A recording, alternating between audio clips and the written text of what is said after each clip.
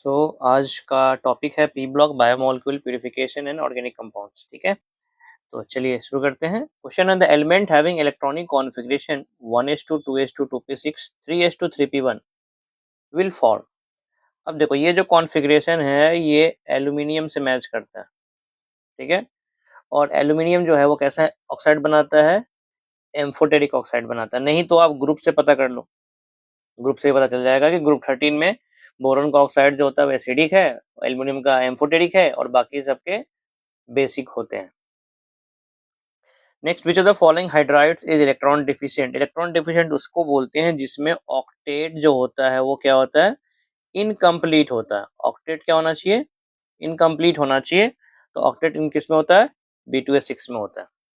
Calcium के पास octet complete है, sodium के पास ऑक्टेट कंप्लीट है, कार्बन के पास ऑक्टेट कंप्लीट है। 3, विच one of the following compound is not A protonic acid. Protonic acid का मतलब ऐसा एसिड जो H+ रिलीज करता हो। अब देखो, अगर देखोगे तो ये हो गया H3BO3 जो कि H+ रिलीज नहीं करता है, ये OH- एक्सेप्ट करके अपने आप को BOH होल 4- में कन्वर्ट करता है। बाकी ये आपका हो गया H2SO3, ये आपका हो गया H2SO4 और ये आपका हो गया H3PO4। तो बाकी सब जो है वो H+ रिलीज करने वाला एसिड है, तो आंसर क्या हो जाएगा, A. The hybridization of boron in BF3 sp2 होगा, बिकॉज इसके पास बॉन्ड पेयर 3 है और लोन पेयर 0 है। Next, which of the following element does not show inert pair effect. Inert pair effect P block में होता है और पी ब्लॉक में भी हर ग्रुप के लास्ट के एक या दो एलिमेंट्स ही दिखाते हैं, ऊपर के एलिमेंट से नहीं दिखाते। तो यहाँ जो एलिमेंट्स है वो ग्रुप 13 के हैं और ग्रुप 13 में एल्यूमिनियम जो है सेकंड नंबर पे है, तो इसमें तो नहीं दिखेगा, तो यही आपका आंसर होगा। इनर्ट पेयर इफेक्ट हमेशा नीचे की तरफ लगता है और इनर्ट पेयर इफेक्ट के कारण दो तरीके का ऑक्सीडेशन स्टेट एक ग्रुप में काम करता है। डाउन द ग्रुप जाते हैं तो लोअर ऑक्सीडेशन स्टेट ज्यादा स्टेबल हो जाता है और ऊपर की तरह रहते हैं तो हायर ऑक्सीडेशन स्टेट ज्यादा स्टेबल रहता है। थैलियम्स फॉर डिफरेंट ऑक्सीडेशन स्टेट। अब देखो ये क्वेश्चन है, बिकॉज ये क्या दिखाता है, इनर्ट पेयर इफेक्ट दिखाता है। आंसर क्या हो जाएगा, B. Which one of the following molecule hydrides act as a Lewis acid. Acid वो होगा जो इलेक्ट्रॉन पेयर क्या करेगा, एक्सेप्ट करेगा, मतलब जिसके पास वैकेंट ऑर्बिटल होगा या डेफिशिएंसी होगा, तो वो कौन है, B2S6 है। मतलब क्वेश्चन नंबर जो क्या बोलते हैं 2 था, उसी का दूसरे लैंग्वेज में पूछा गया है। The diagonal partner of element B. Diagonal partner होता है जब एक एलिमेंट अपने से डायगोनली प्लेस्ड एलिमेंट, मतलब अगले ग्रुप का सेकेंड एलिमेंट होगा ये। तो बोरोन का नेक्स्ट कौन है, कार्बन, कार्बन के नीचे कौन है, सिलिकॉन, तो ये इसका डायगोनल एलिमेंट होगा, पार्टनर होगा। Graphite is a good conductor of electricity because उसके पास एक अनपेयर्ड इलेक्ट्रॉन होता है। +1 oxidation state of thallium is more stable then it's +3 oxidation state. मतलब फिर से क्वेश्चन नंबर जो है वो आपका 5 रिपीट हो रहा है, नहीं 6 रिपीट हो रहा है। रीजन क्या होगा, inert pair effect. The general formula of carbohydrate is CxH2O whole y, NCERT का डायरेक्ट फॉर्मूला है ये। Which of the following is aldohexose. Glucose होता है, सेलुलोज और सुक्रोज तो क्या बोलते हैं, पॉलीमर है, एक डाइसेक्राइड है और एक पॉलीसेक्राइड है, तो इसने एल्डोहेक्सोज बोला है, तो आंसर क्या हो जाएगा, ए होगा। रेफिनोज तो मुझे भी नहीं पता, आप एक बार देख लेना, बाकी होगा ये भी कार्बोहाइड्रेट, बिकॉज ओज लिखा हुआ है। 13, glucose on prolonged with HI। यहाँ पे हीटिंग होना चाहिए था, प्रोलॉन्ग हीटिंग होना चाहिए था विथ HI। तो HI के साथ हीट करने पे क्या मिलता था, नॉर्मल हेक्सेन मिलता था, जो कि प्रूफ करता था कि ग्लूकोज के सारे कार्बन लीनियरली कनेक्टेड है। 14, which are the following pair represent anomers. Anomers वो होता है जो C1 कार्बन पे कॉन्फ़िगरेशन पे डिफर करता है। यहाँ पे फर्स्ट कार्बन ये है, फर्स्ट कार्बन ये है, फर्स्ट कार्बन ये है, यहाँ पे ये फर्स्ट कार्बन है, ये फर्स्ट कार्बन है, यहाँ पे भी ये फर्स्ट कार्बन है और ये फर्स्ट कार्बन है। तो 1 और 2, ए और बी तो आंसर है नहीं, बिकॉज उसमें एल्डिहाइड ही फर्स्ट है, उसमें कोई कॉन्फ़िगरेशन का डिफरेंस है नहीं। अब यहाँ देखो, यहाँ पे और यहाँ पे कॉन्फ़िगरेशन का डिफरेंस है, बाकी सारे कॉन्फ़िगरेशन एज इट इज। अब यहाँ पे भी डिफरेंसेज है लेकिन यहाँ पे भी डिफरेंस हो गया, इसलिए डी भी नहीं होगा, तो आंसर क्या बनेगा, सी। एनोमर्स वो होता है जिसमें C1 कार्बन पे कॉन्फ़िगरेशन का डिफरेंस होना चाहिए, बाकी और किसी पे नहीं होना चाहिए। 15, how many carbon atoms are there in पाइरेनोज रिंग। पायरिन का मतलब होता है 6 मेंबर और ओज का मतलब है उसमें एक ऑक्सीजन रहेगा, ठीक है। तो पायरिन ओज में कितने कार्बन हो जाएगा, 1 2 3 4 एंड 5, ठीक है। 16 the alpha and beta forms of glucose are, the alpha and beta forms of glucose are, तो ये क्या होते हैं, एनोमर्स होते हैं। 16 में क्या होगा, सी होगा। A sugar that is not a disaccharide among the following, galactose तो मोनोसैकेराइड होता है, ये नहीं है। लैक्टोज डाइसैकेराइड है, माल्टोज डाइसैकेराइड है, सुक्रोज डाइसैकेराइड, तो ये तीन तो डाइसैकेराइड से, तो आंसर क्या बनेगा, ए। लैक्टोज बना होता है ग्लूकोज एंड गैलेक्टोज से, माल्टोज बना होता है ग्लूकोज एंड ग्लूकोज से, और सुक्रोज बना होता है ग्लूकोज एंड फ्रक्टोज से। अल्फा बीटा आप साथ में अपना लगा लो, ठीक है। तो आंसर क्या होगा, A. The glycosidic linkage present in sucrose is between, तो सुक्रोज क्या होता है, नॉन रिड्यूसिंग शुगर होता है, इसमें ग्लूकोज का C1 और फ्रक्टोज का C2 कार्बन दोनों इन्वॉल्व होते हैं। तो आंसर क्या हो जाएगा, A. Glucose does not give 2,4-DNP test, सही बात है। क्यों नहीं देता है, बिकॉज उसका फ्री एल्डिहाइड ग्रुप नहीं होता, उसमें हेमी एस्टर फॉर्म होता है। Glucose exist in cyclic hemi ester form, ये भी सही बात है। तो आंसर क्या हो जाएगा, ए। 2,4-DNP टेस्ट कार्बोनिल का है, ठीक है। एस्किफ टेस्ट और 2,4-DNP टेस्ट ग्लूकोज नहीं देता है, बिकॉज उसमें फ्री एल्डिहाइड ग्रुप बहुत कम होता है। 20 sucrose on hydrolysis gives, sucrose on hydrolysis gives, तो सुक्रोज में जब हाइड्रोलिसिस होता है तो हमें alpha D glucose and beta D fructose मिलता है। मैंने बहुत सिंपल सिंपल क्वेश्चंस रखे हैं, बायोमोलिक्यूल के क्वेश्चन सिंपल ही होते हैं। Glycosidic linkage is found by, तो देखो दो OH आपस में कंबाइन करके क्या लॉस करता है, वाटर लॉस करता है और बन जाता है ग्लाइकोसिडिक बॉन्ड, तो क्या होगा, elimination of water molecule. 22 which statement is correct in the following, amylose is a polymer of alpha D glucose, क्या पूछा, करेक्ट पूछा है। Amylose is a polymer of alpha D glucose, सही बात है। Amylose is a polymer beta D glucose, गलत बात है। Cellulose is a polymer of alpha D glucose, गलत बात है। Cellulose is a polymer beta D galactose, ये भी गलत बात है। तो आंसर क्या हो जाएगा, A. 23 alpha helix and beta pleated structure of proteins are classified as, primary structure नहीं, सेकेंडरी स्ट्रक्चर हाँ, टर्शियरी नहीं, क्वाटरनरी भी नहीं। तो आंसर क्या हो जाएगा, B. Which one of the following is an essential amino acid, जो 10 एसेंशियल अमीनो एसिड है, तो मैंने आपको ट्रिक बताया है, मैट विल फ्लाई, उसके हिसाब से कौन होगा, वैलिन होगा। तो 24 का आंसर क्या हो जाएगा, ए हो जाएगा।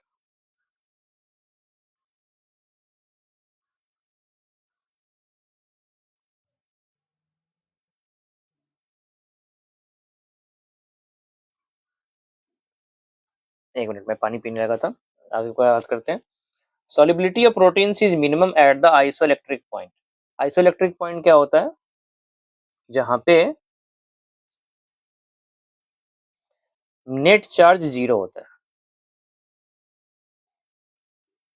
Eight isoelectric point solubility of proteins is minimum, solubility of protein is minimum at the isoelectric point, isoelectric point पे नेट चार्ज 0 होता है, लेकिन चार्ज तो होता है।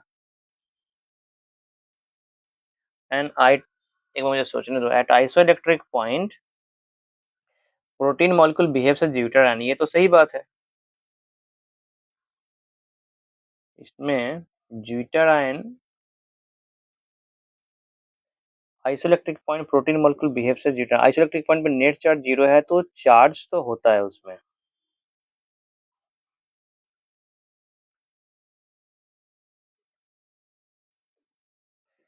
अब इसमें है सॉलिबिलिटी, सॉलिबिलिटी डिपेंड करता है चार्ज पे, ठीक है। सॉलिबिलिटी डिपेंड करता है चार्ज पे, और चार्ज तो है उसमें, नेट चार्ज 0 है।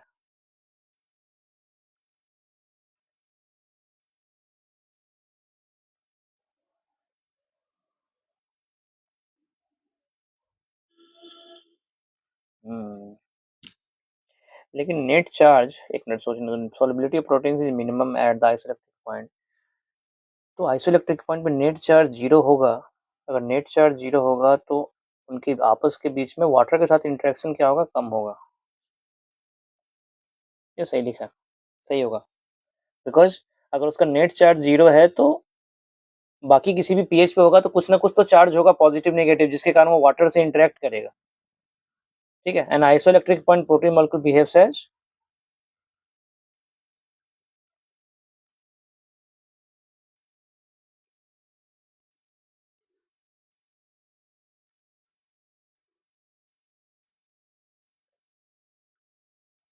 Behaves as zwitterion. इसका आंसर तो ए होगा, इसका आंसर शायद कुछ और दिया है।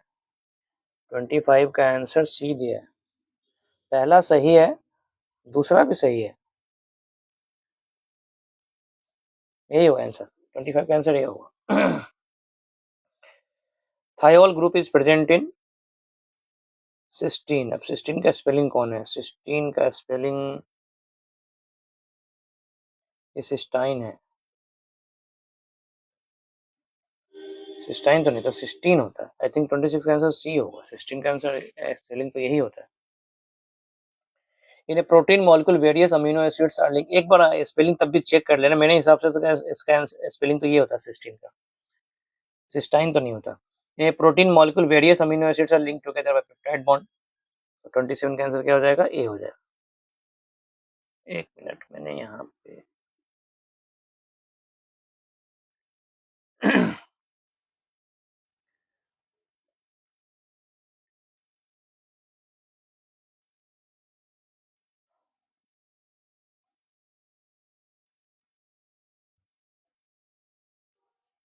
ठीक है। 25 का आंसर यही होना चाहिए था। ठीक है, हाँ एक ही होगा।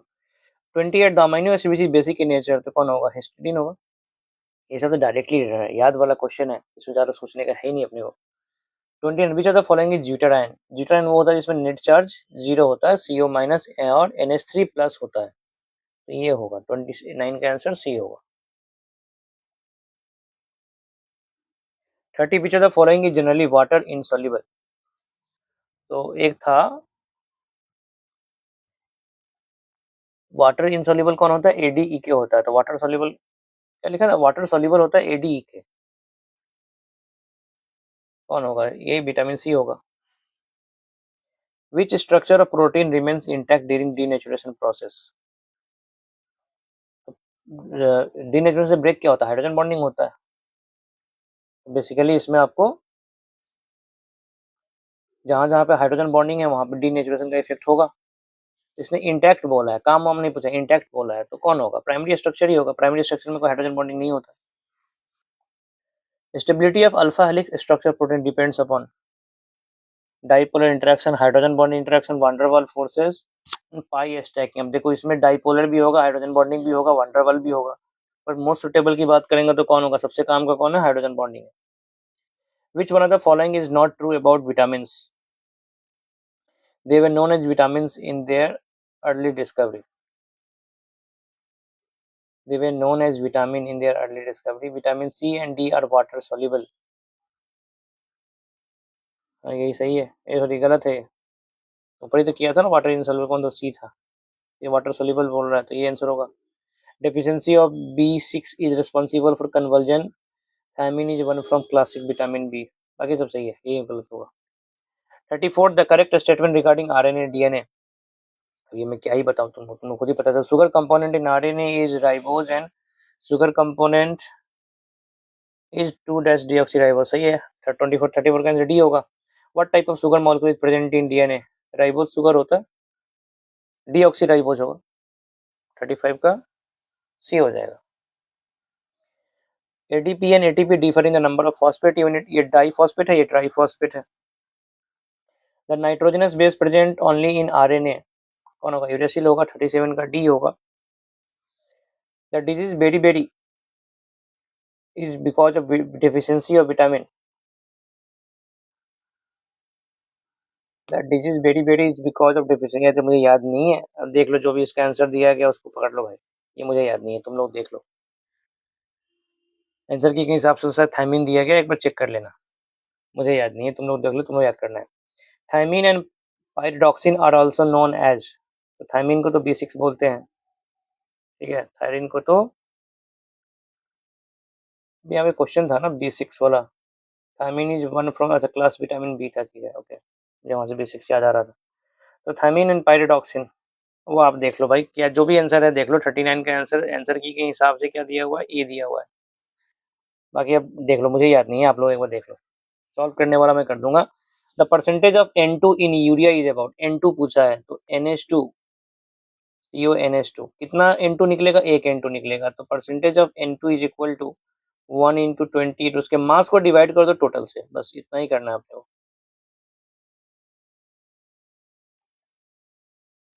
9.33 इंटू 5 तो 45, 47 के आसपास, 40 कैंसिल सी हो जाएगा। जैसे मास परसेंटेज निकालते हैं ना परसेंटेज ऑफ एलिमेंट का, वैसे ही करना था। Which are the following the best scientific method to test the presence of water in a liquid, उसमें क्या करना है, एनहाइड्रस कॉपर सल्फेट डालो, ये डालोगे तो वाटर के साथ करने से ये कॉपर सल्फेट .5H2 बनता है, जो कि ब्लू कलर का हो जाता है, तो ये आंसर होगा। Chromatography is used for the purification of solid liquid gas, सबके लिए होता है, गैस क्रोमेटोग्राफी, लिक्विड क्रोमेटोग्राफी सबके लिए होता है।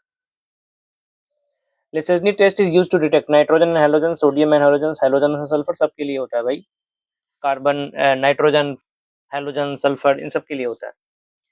In Lesesny test, the organic compound is fused with sodium followed by extraction of distilled water. Which of the following is not the possible product of the fusion reaction? NaX बनता है, NaCN बनता है, NaNC नहीं बनता है, Na2S बनता है। Answer क्या हो जाएगा, सी।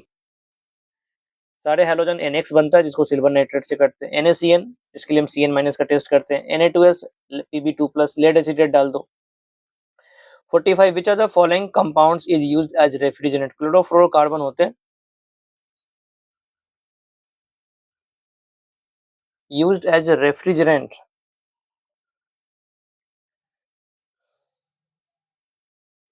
अभी तो मुझे याद नहीं है, मुझे क्लोरोफ्लोरोकार्बन याद था, वो तो इसमें ऑप्शन दिखाई नहीं दे रहा, ये तो ढूंढना पड़ेगा। ठीक है, वो आप एक बार ढूंढ लो एनसीईआरटी में क्या लिखा हुआ है, मैंने तो क्वेश्चन बना दिया तो मुझे याद नहीं है। आंसर की के हिसाब से NH3 दिया गया है, बाकी ढूंढो, नहीं मिलेगा तो मुझे बताना, मैं कर दूंगा। ठीक है, चलो, तो बहुत ईजी पेपर था ये, फैक्ट बेस्ड चैप्टर्स थे। बाकी मिलते हैं नेक्स्ट में, नेक्स्ट में कार्बोक्सिलिक एसिड अमाइंस है, उसमें थोड़ा सा अच्छा पेपर होगा। ठीक है, चलो फिर, ऑल द बेस्ट।